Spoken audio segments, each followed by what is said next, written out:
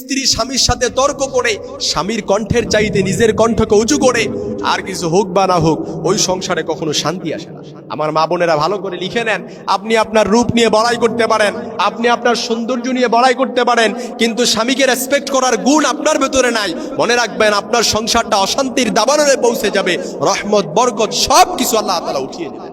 এজন্য অনেক মা বোনেরা আছে তার রূপ নিয়ে বড়াই করে।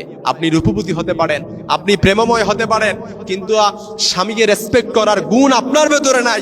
শুনতে খারাপ লাগলেও এটাই সত্যি। আমি মাঝারুল ইসলাম আপনার রূপের ভেতরে থুতু নিক্ষেপ করি।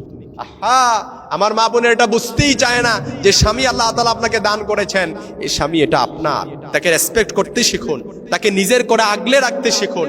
কারণ যে স্বামীকে আল্লাহ তাআলা আপনার কাছে পাঠিয়েছেন তাকে অভিভাবক কর্তা হিসেবে পাঠিয়েছেন। এজন্য স্বামীকে সম্মান, ইজ্জত, স্বামীকে মানার এটা মন মানসিকতা আপনার ভেতরে ডালন। এই জন্য আমার মা বোনেরা ভালো করে শিখে নেন, প্রত্যেকটা স্বামী চায় যে তাকে আপনার কাছেই, প্রত্যেকটা স্বামী সে চায় যে একটা সুন্দর মনের, আপনি একজন সুন্দর মনের নারী হন। তার চিন্তা পরিকল্পনায় তার সুখ দুঃখের সঙ্গী হবেন, তার পরিকল্পনায় আপনি স্বাচ্ছন্দ্য এনে দেবেন।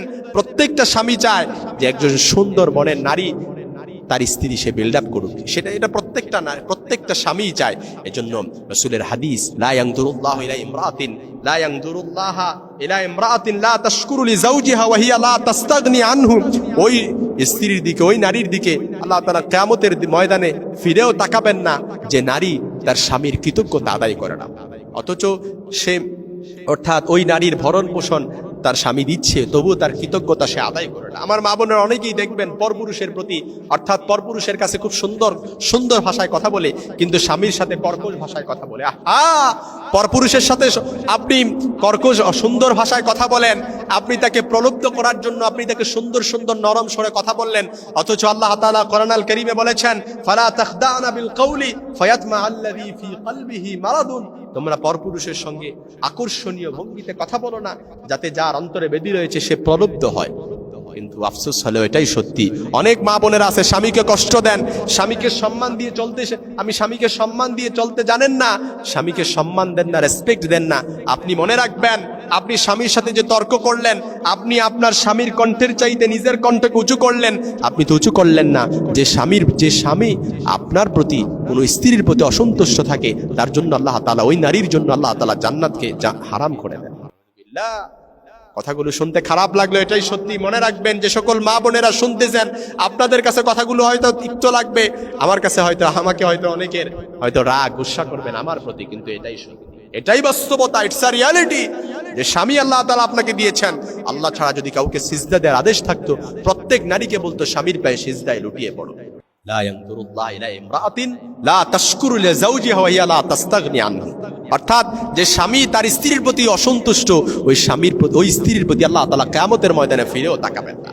এই জন্য যে স্বামী আল্লাহ তাআলা আপনাকে দিয়েছেন, আপনি আপনার রূপের বড়াই করবেন না, আপনি আপনার সৌন্দর্যের বড়াই করবেন না। এই রূপ সৌন্দর্য আল্লাহ তাআলা দিয়েছেন, এমনও হতে পারে এই রূপ সৌন্দর্য আল্লাহ তাআলা কেউ নিতে পারে, আল্লাহ না করুক, আমি শুধুমাত্র বোঝানোর জন্য বলছি।